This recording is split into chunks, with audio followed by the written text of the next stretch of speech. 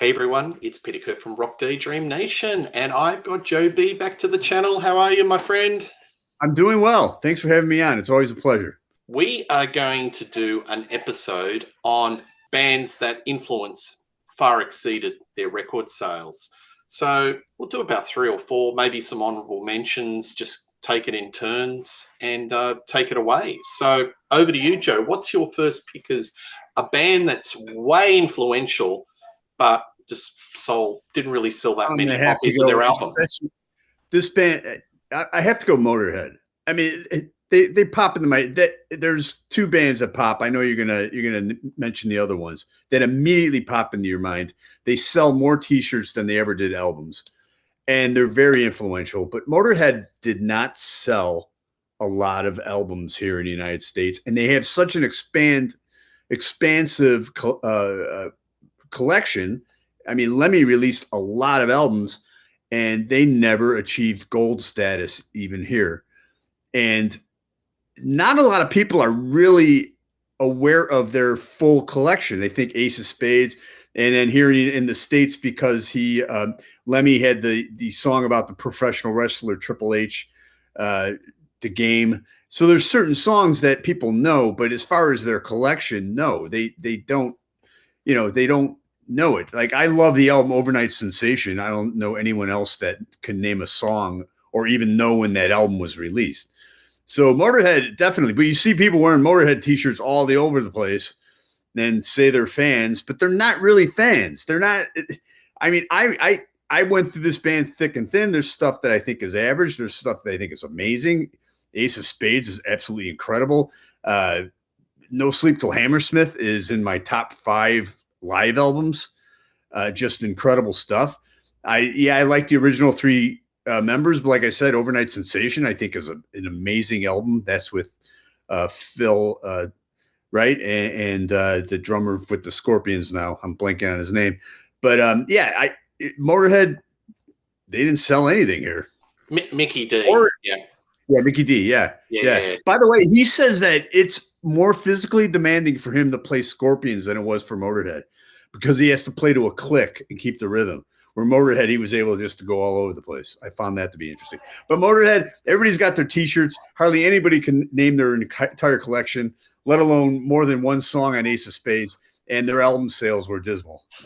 Yeah, look, Joe, maybe we come across as older blokes that are, shouting at the clouds when we see the youngins wearing a Motorhead t-shirt. But we're just so passionate about the band, and we just hope at least 5% influences, from the t-shirt to listen to a song and know a Motorhead song and maybe get into it. So maybe we're sounding a little bit cranky, but that's where I'm coming from because, it's great that the t-shirt sales are ticking over and it's going into the estate of Lemmy, but we just love people to get into the music and Yeah, just and take then that extra leap. we talk about influences, so there wouldn't be a Metallica without a Motorhead. Oh no, Yeah, and absolutely then no. you have All that speed metal, Dave mate. Fresh Dave speed metal in the Grohl. early '80s. Dave Grohl, Foo Fighters, one of the biggest bands of all time. Huge Motorhead fan, and that spilled over into the grunge area as well. When he was in Nirvana, but he did a movie on Lemmy and featured Lemmy on a couple of his albums. But yeah, very influential, but did not sell very well. Mate, I mean, heavy metal is an octopus, isn't it? There's so many tentacles. You look at the tree of different genres, but Motorhead's always in there, right at they're right in there, and they have influenced so many bands. Now, we've got to tell our viewers they had a bit of a following and sold a fair few albums in the UK. So, No Sleep to Hammersmith actually was a #1 album. It was on the Right. Bronze label.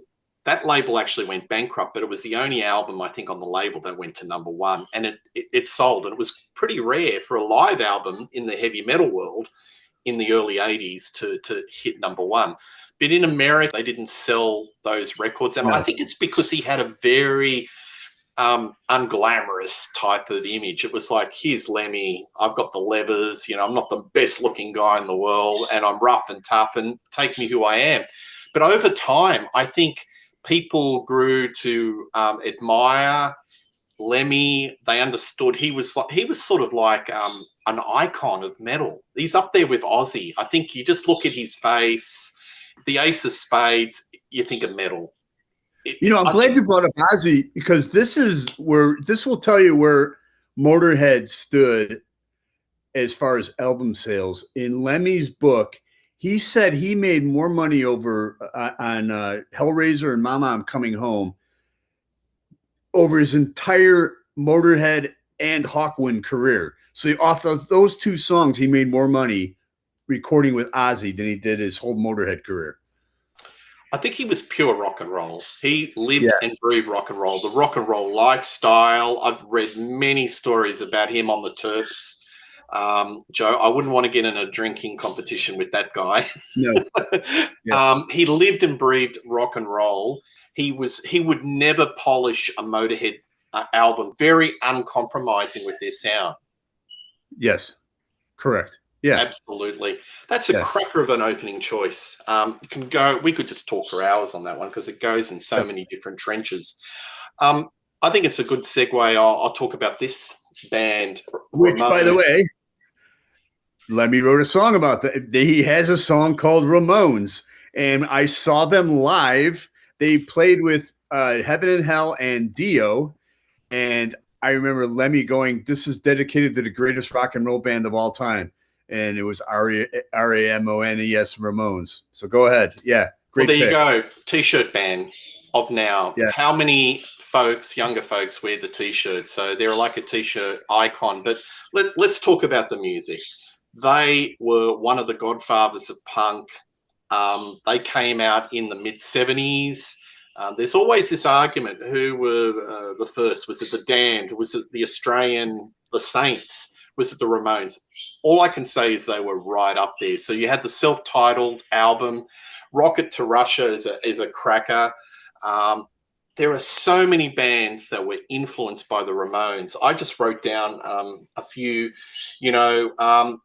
Offspring, Green Day, Blink-182, Sum 41. You wouldn't have those poppy punk bands in the 90s and beyond if it wasn't for the Ramones, because the Ramones blended that buzzsaw guitar sound, 2-minute songs, never outstayed their welcome, with a pop sensibility. They were tuneful, they were melodic, and they stuck in your head.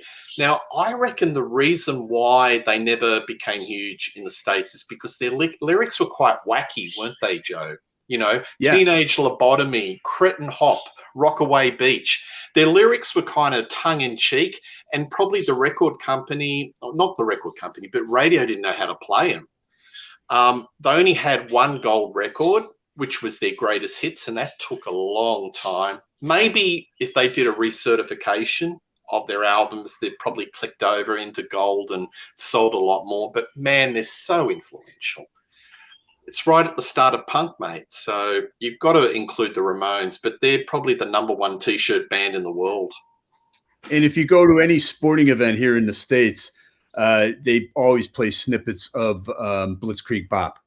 It's when someone comes up to hit with bases loaded, hey, let's go. So they probably made more money off of that playing at sporting events, the little clip, than they did through their whole catalog. Yeah.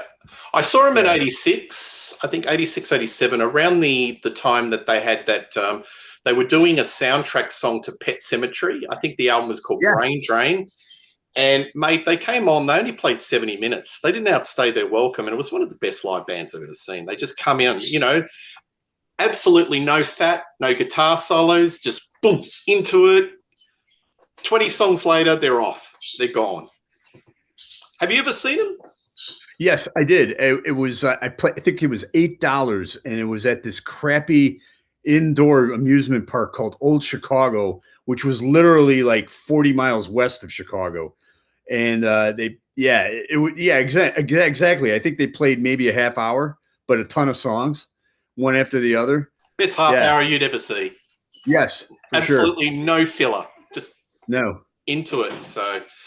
Yeah. Have you got a theory why they didn't sell records in the States? Do you think what I was saying might have been they might have been too wacky, their lyrics? I don't know. Why do you think they didn't sell more albums?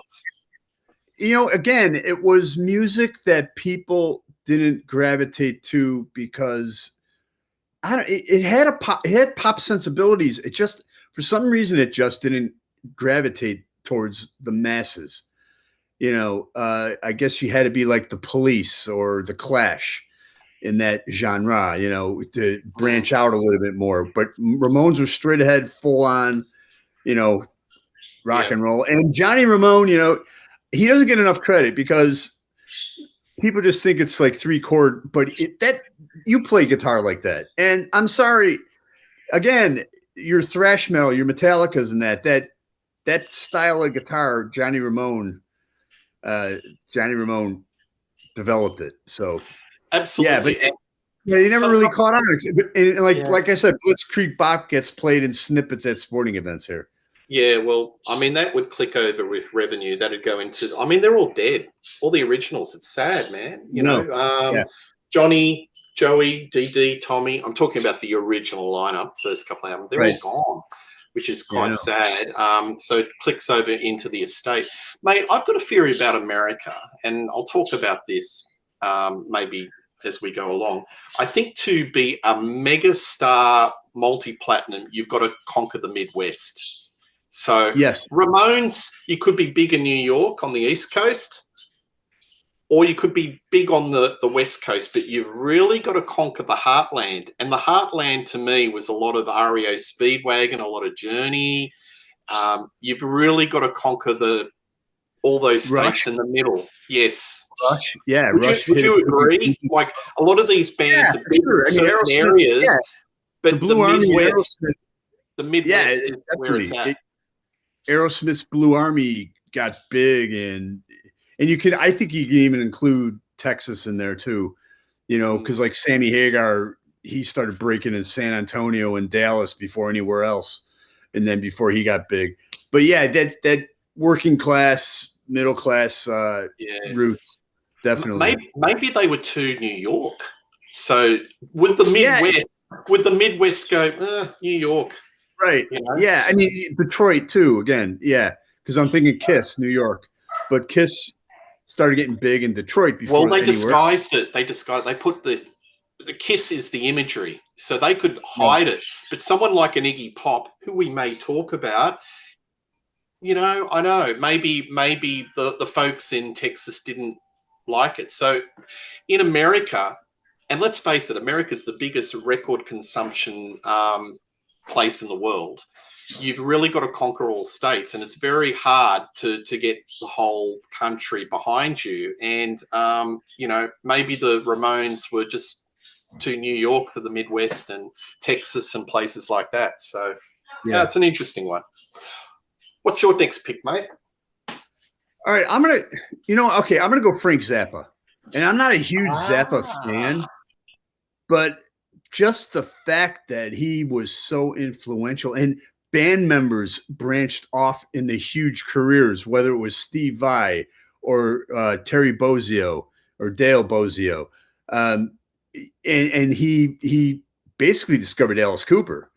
But as far as his body of work, I think he only had maybe one platinum or maybe a gold album with it was with Valley Girl on it. I don't even know if Joe's Garage achieved gold status, but for the body of work that he has, the album sales just weren't there.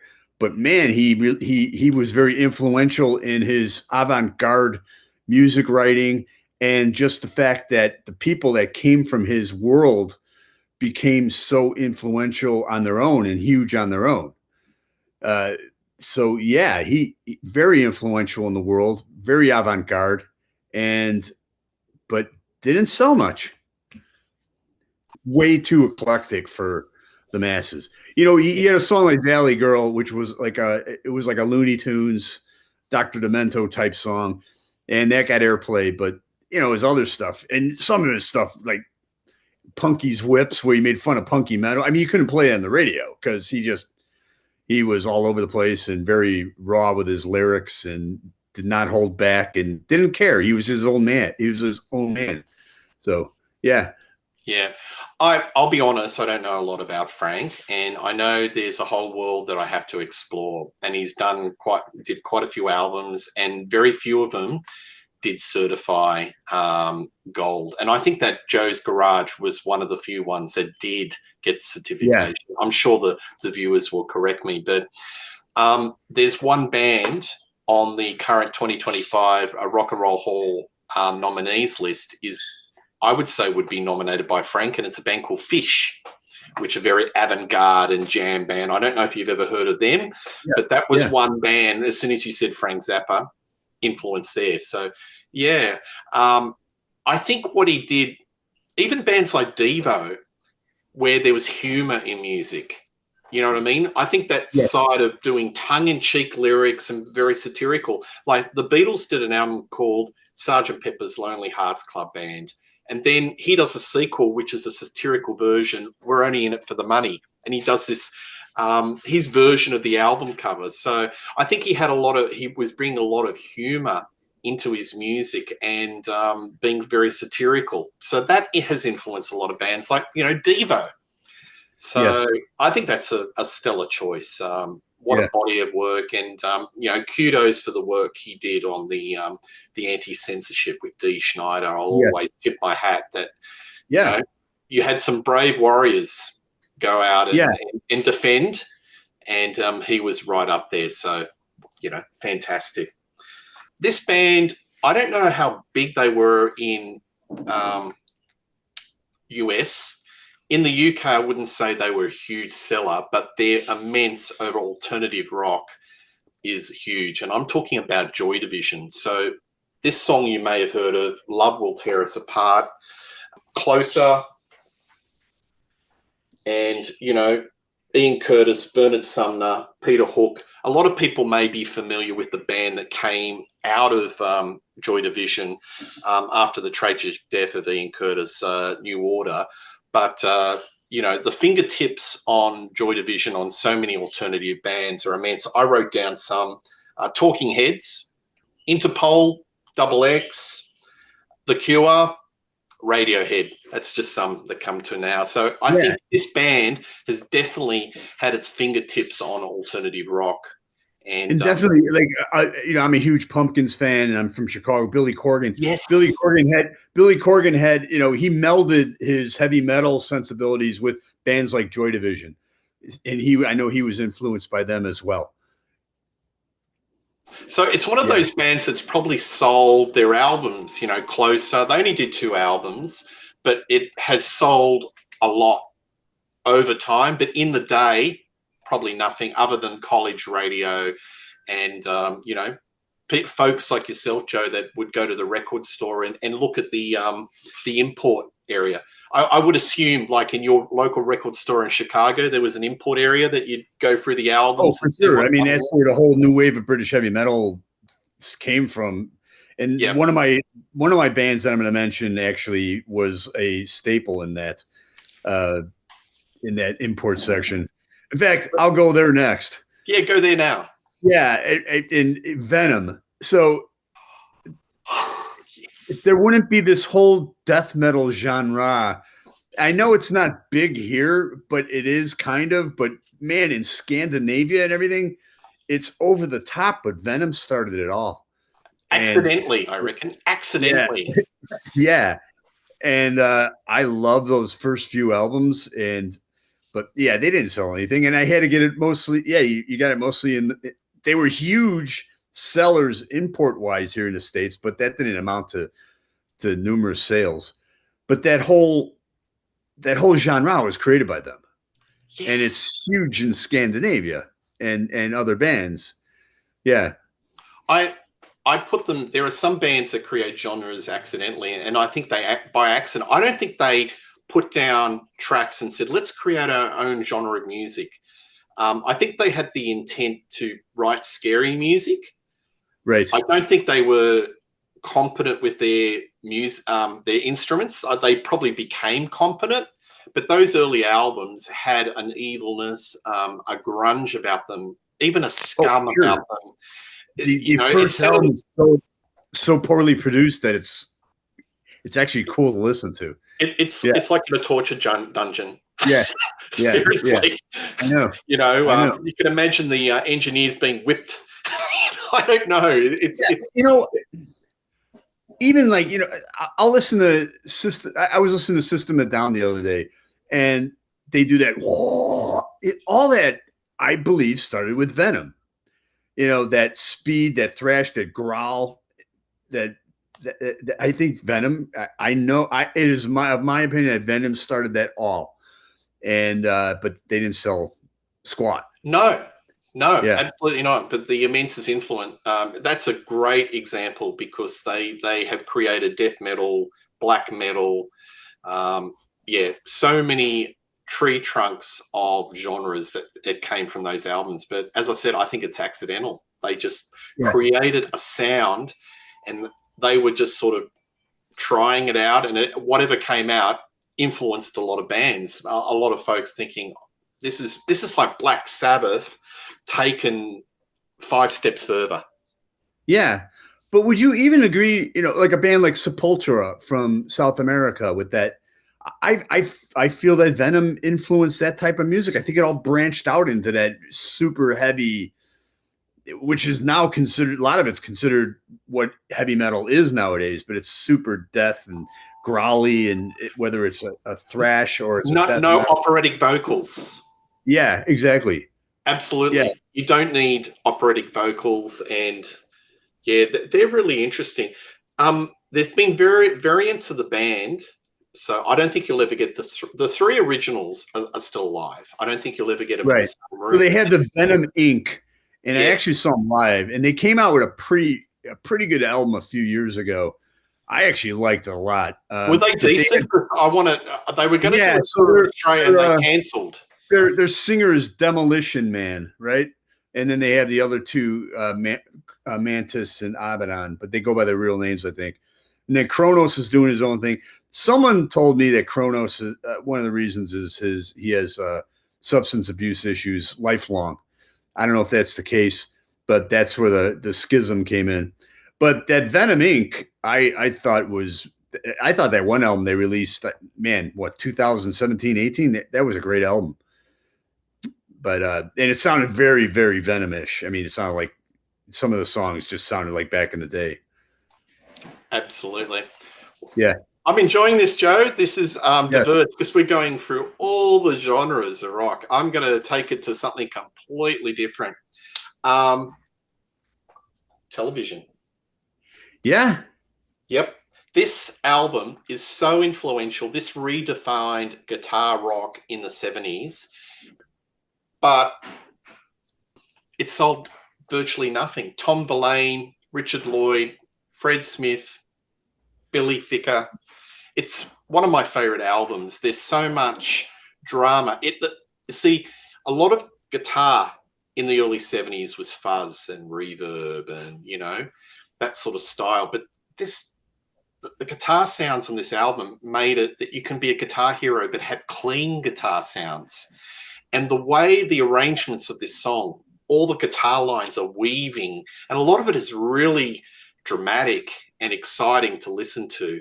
And I mean, out of all the bands in the CBGBs, they're the one that didn't really sort of get any commercial traction. Like you look at the early CBGBs, Blondie, they became huge. Talking Heads eventually became huge.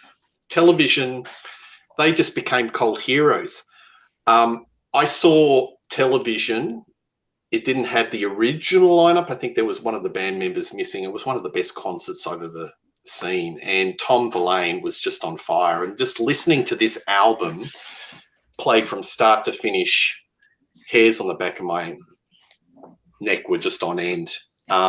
So you can just absolutely slay on the guitar, but you don't have to have effects pedals. It can just be a clean sound. And all the clean sounds of Television influence, your Cheap Tricks, your Knacks, Power Pop.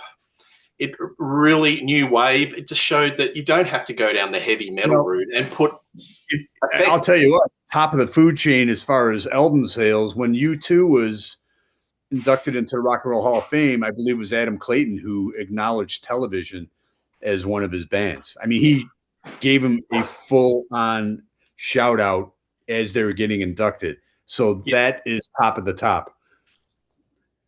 Absolutely. So bands they influenced: REM, Australia's Go-Betweens, Sonic Youth, Red Hot Chili Peppers.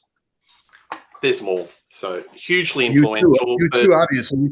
Yeah. Just didn't sell squat. So. Right. All right, mate. You got another one? I do. And this is, I don't know how influential they are. I know that Miley Cyrus ripped them off as far as their artwork. I'm going to go with Plasmatics and Wendy Williams / Wendy Williams. They didn't sell very well. I feel that their influence, or she was influential because she was just so far ahead of her time lyrically. And the music was very, I think it's fun. It's a great listen. She fell into the Kiss camp and released a couple albums with Gene Simmons producing. But I just feel they were so ahead of their time and a lot of fun. They started out as punk and then they went metal. She had her mental health issues and that unfortunately ended. But I feel that they obviously didn't sell very well, whether she as a solo artist or as the Plasmatics. They got a lot of press because of what they did live early in their career with blowing up TVs and chainsawing guitars.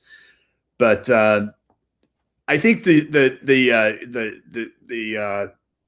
production, the stage production was very influential. But when you have someone like Miley Cyrus, actually, her one album she actually ripped off. I don't know how she got away with it. I guess I talked to West Beach a couple of years ago, and he said they had absolutely no recourse as far as you're spot on, and I will put that album cover up, folks. I don't know the name of it, but I know. I would have to say she's influential because I think she was an original maverick as far as a woman in rock. She wasn't an Avocado Mafia type Stevie Nicks or even a Heart. She was just straight ahead rock and roll, badass. And her lyrics even today there's social things that people complain about. So if you go past the shtick and the production of their stage production, they released some pretty kick-ass albums, especially as they became more proficient in their musicianship. I just thought it was when they got more heavy metal, which started with Master Plan, then it went into Metal Priestess, Coup d'etat, and then she did the 2 albums with Gene Simmons. I'm a huge fan, and I believe she was way ahead of her time. So can I name bands that were just outright influenced by the Plasmatics or Wendy Williams? There's not many that will admit it, but I believe the influence is out there, and I believe it was substantial. I can name one from Australia, Amyl and the Sniffers. Have you heard them? See a lot of the Plasmatics in that band, just the attitude. And another one that comes to mind, you can't tell me that Missing Persons didn't borrow some of the stagecraft from Wendy O. Williams. Right. Yeah, definitely. Do you remember Missing Persons? Oh, yeah. Well, they wouldn't have existed without Frank Zappa. Yeah, they were literally an offshoot of Frank Zappa, two of his band members, and they got married. But I think in regards to performance art and just being outrageous on stage and taking it, she was very influential. They put on a truly great show. But I could listen to I think their music is just a blast to listen to. It just is. It's so much fun. Yeah. I think especially when they went more heavy metal. Probably got a bit progressively less interesting when they got into the Kiss fold. I think her early stuff was really avant-garde, but when she kind of went into the fold with Kiss and the WOW album, it wasn't. I actually like that album a lot. Yeah. I get I get where people are saying that. I think that I like the WOW album a lot. In fact, I think it's the best Kiss album of the '80s. Probably even better than Creatures of the Night, honestly. And see that on the Contrarians, folks. That was a good show about 3 or 4 years ago.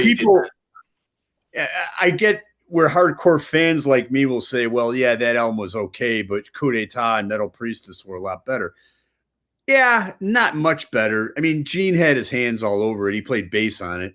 but I still think it's a pretty great album.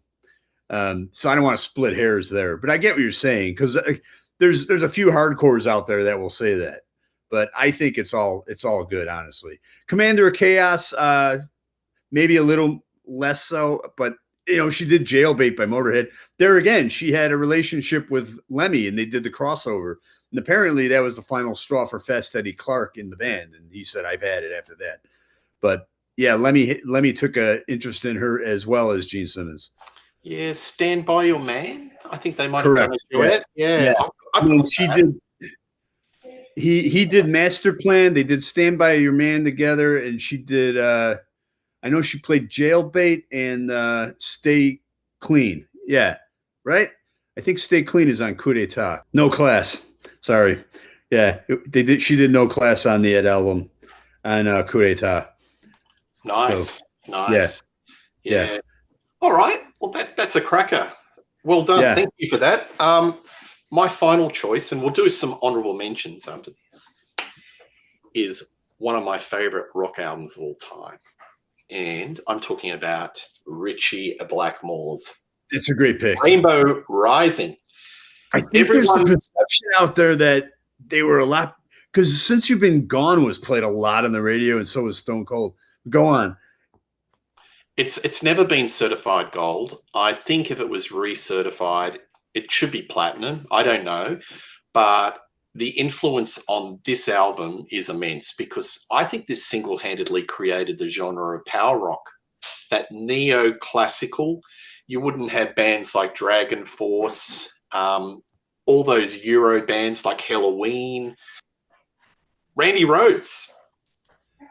All that neoclassical stylings on those first two Aussie albums. I think it all goes back to Ritchie Blackmore's Rainbow. Stargazer planted the seed of neoclassical in metal. Michael Schenker. Just so much of an influence. Yes, definitely. But it didn't sell. Rainbow as a band, even aside from that album, I mean, for the amount of airplay they received, they really didn't. They never cracked the gold album. But, so that's a great pick. Yeah. Not even Straight Between the Eyes, like Stone Cold was in the charts. Did you ever see Rainbow? I did. I seen them twice, both with Joe Lynn Turner, and it was great. I think there was like this package bill with another band I'm going to mention next, but it was a great show. And but they were big here in Chicago. They got the airplay, and Ritchie Blackmore had the name because he was with Deep Purple. And I remember my cousin playing Kill the King for me, and I was like, holy shit, what is this? But the album sales weren't there, which surprises me. I thought for sure he'd have a couple of gold albums. And how many folk would have heard the vocals of Ronnie James Dio and go, that's what I want to do. I want to be a hard rock singer. Yeah, definitely. So there you go. There's this narrative out there. And I've seen a lot of young folks wearing the T-shirt, the Rising T-shirt. Yes. Right. Yeah. Go on. Along those lines, now that you brought them up, UFO is another band. So UFO was huge in Chicago, but sales-wise, they were not that big. I don't think they have anything that's certified. And Michael Schenker has influenced just about every big guitarist, whether it's Kirk Hammett or there's guys out there that just producers out there saying that Michael Schenker is the best, greatest guitarist they've ever worked with, but it just didn't happen. And the timing was poor. They had the live album, like I said, they were huge in Chicago. We thought they were up there with Led Zeppelin, but when you looked at the sales as a whole and the charts, they didn't chart very high. So they really didn't sell that much, but they influenced a lot of bands. Did you see them in the day? I did. I never saw him with Schenker, but I saw him many times with Paul Chapman. I actually saw him with the reunion with Schenker, and I've seen Michael Schenker as solo. So I did see him one time with Schenker. I saw him about 4 times with Paul Chapman, and I love the Paul Chapman era stuff for sure. That was fun. I mean, Strangers in the Night has always been talked about as one of the great live albums of all time, and Yes. justifiably so. Yeah. But the way people talk about it, you'd think in your head, wow, this is a multi-platinum hit. Well, it wasn't. It And that wasn't. album actually came out after Schenker had left the band. So Correct. I think a lot of folks that went on that saw the tour of America when Strangers in the Night came out were disappointed that Oh, it was where's messy. Schenker? Where's Schenker? Exactly. It was messy. Yeah. Paul Gilbert's another guitarist that was heavily influenced by Schenker. Yeah, but it was messy when he wasn't on stage, and you didn't have the internet back then. You just had word of mouth, and all of a sudden it released in a magazine that he left the band. Now, subsequently, he played on Love Drive and helped write the songs. This is part of the rift he has with his brother. He says that Scorpions basically stole his sound and they became huge. So, what would have happened to UFO if he would have stayed in the band? I don't know. I think Phil Mogg and his vocals held them back, and his lyrical content, I think, absolutely sucks. He tries to be like heavy metal Bruce Springsteen. So I think that that's part of the reason that they really didn't get big. But if he stayed in UFO, maybe they could have been as big as the Scorpions eventually got. I reckon so, mate. I reckon if Yeah. Strangers of the Night was getting some heat, if Schenker was still in the band, look, I love Michael Schenker. He's probably in my top 5 guitarists of all time. But I think it's his personality. He is his own worst enemy. He's got much more talent than all the musicians in Scorpions combined. But his biggest problem is himself. Yes. Ron and Nevison, producer Ron Nevison, who's worked with everybody, and he had that 80s sound. But he was a guitar tech for Eric Clapton, and he is on record in saying that Michael Schenker is the greatest guitarist he's ever worked with. So how do you argue with that? Can you imagine if they asked him to audition for the Rolling Stones? I know. And then he had that. How about that stint he had with Rat? That was crazy too. Yeah, he did. I just could not imagine him being in the Stones, because the Stones have a very, they don't do frilly guitar solos. No, and they didn't have any buzzsaw leads like it. Yeah, it wouldn't last more than 3 gigs because Keith would just clock him over their head with his guitar. They've got that certain loose sound. But I find that really wild that they asked him to audition. I know. That's a great choice, because in our circles, because, Joe and I are, part of the Contrarians, and it's all about hard rock. People talk about UFO, people talk about Schenker, and you listen to it and go, gee, they must have been a multi-platinum. No, they weren't. Right. They weren't at all. You're right. Yeah. I've got a couple of, let's do some honourable mentions, and I've got one prop and some others that I'll just spit out. The Damned, one of my favourite bands. Damn, came out in 1977. Maybe, New Rose was the first punk single ever.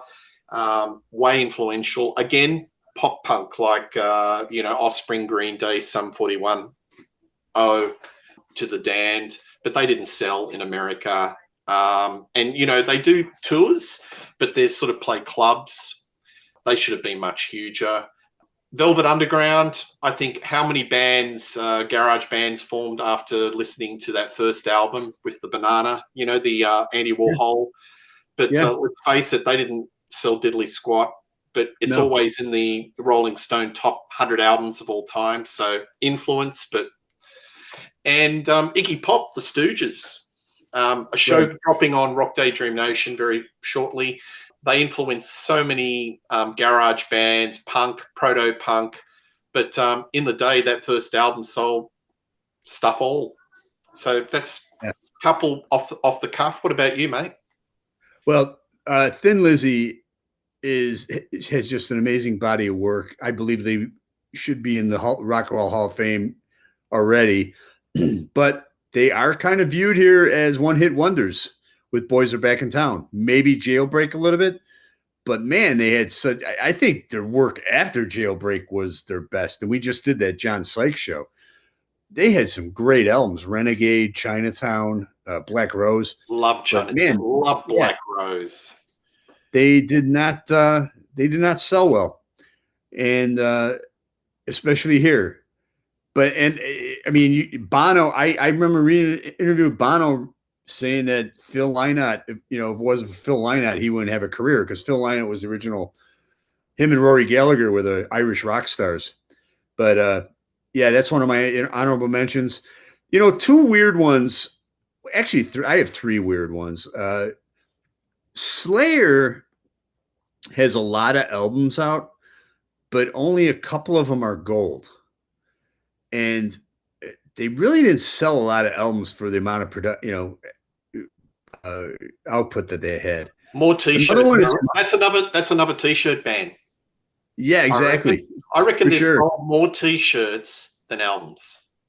And then there's Montrose that didn't sell squat, influenced everybody, whether it be the Van Halen camp, and then they unleashed Sammy Hagar and that everybody, the drums on Rock Candy, and it's they call it possibly the original American heavy metal album. Just an amazing album, influential. It's certified platinum, but it had to have been like 20 years after release. Maybe after Sammy Hagar got so big with Van Halen, but initially it didn't sell squat. And his follow-up albums didn't sell much, and his Gamma albums, Ronnie Montrose Gamma, didn't sell well at all. Did you hear their songs on the radio in the day in the 70s, Joe Montrose? So I heard Rock Candy for sure, and I don't know if I heard Bad Motor Scooter or not, but I definitely bought it. I bought the album actually after I bought Sammy Hagar released a weird live album that was recorded in San Antonio, and he played most of those songs off that album. So then I went back and bought that album, and I just bought that on a whim. I didn't even know who he was. I just liked the album cover. So as far as airplay, maybe Rock Candy, but not substantial. The next weird one is Sex Pistols. Again, certified platinum, but it had to have been certified 20, 30 years after release because, again, I don't even know if it cracked the top 100 in the States, and people were afraid of them. I was afraid of them, and I bought the album and I listened to it constantly, but they were a scary band. They had lots of controversy. I remember they had that tour here. For some reason, they opened up the tour in Atlanta, Georgia at a country bar, and then it only lasted a few shows, and their last show was in San Francisco, and then Sid ODs, and they became more known for that stuff. But it's a perfect album for me. It's definitely in my top 5, but initially it didn't sell, but now it's certified platinum. So it's very strange with Slayer, Montrose, and Sex Pistols. But Thin Lizzy for sure they're seen as a one-hit wonder. Yeah. Yeah, look, Sex Pistols, huge in the UK. They were part of they were a bit of a phenomena in 1977, the class of 77. So, huge waves in the UK, but in America, not so. One very quick one that I want to throw before we wrap up the show is Hanoi Rocks. So I think a lot of the bands in the early Sunset Strip stage, hair metal stage of the 80s. I'm talking about your Rats, your Motley Crues, your Dockins, Great Whites, whatever. Owe it to Hanoi Rocks. Even the imagery, Guns N' Roses. You can't tell me that, a lick or just the way they looked and just the attitude was borrowed from Hanoi Rocks. Agreed. Have you got any of them in your collection? I do. Do I listen to them frequently? No. But I'm 100% on you with their influence, and obviously their career was hampered by what happened with Vince Neil. They were on the way up. Yeah, I think. Yeah. And I don't think Michael Munro or the band ever recovered, unfortunately. Right. So, but it's one of those things. Yeah. Fantastic to have you on. This has been a really know. good. We might even do a sequel because I reckon there's a ton out there. You know, we might even go into the pop world. I don't know. For sure. There is just so many.